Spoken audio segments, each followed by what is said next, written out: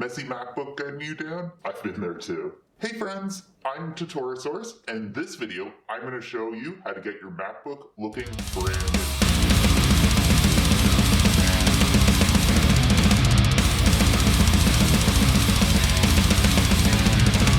If you're new to my channel, welcome! Be sure to click the subscribe button and hit the notification bell so you can stay up to date on all the best things that Hell has to offer.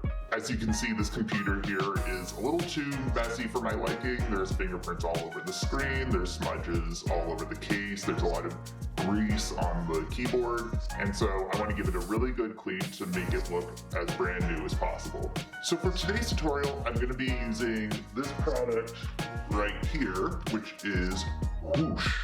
I'm not endorsed by Whoosh or anything, it just happens to be the product I found and I find it is really effective. I'll leave a link in the description below, of course. And it's advertised as being safe for all screen types, and it's alcohol and ammonia free. I've been using this product for a while now and it really does do a good job of getting your devices clean. So without further ado, let's see how to do it.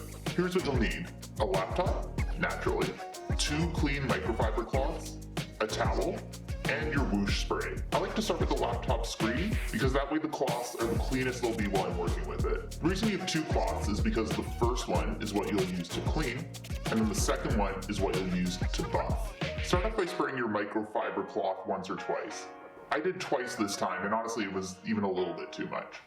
Once you've dampened the cloth, work in straight lines across your screen. Then, in the opposite direction, work in straight lines again. Now take your dry microfiber cloth and do the same exact thing. Once you're done, give it a look over to see if there's any spots you missed, and keep repeating the process using different parts of the cloth that are dry.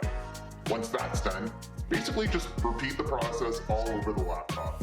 For the other sections, I don't feel like you need to work in those straight lines. You can basically go in any direction you want, but you'll want to work with the same process of first using a dampened cloth and then a dry cloth. And now let's take a look. I might be a little biased here, but I think I did a pretty good job.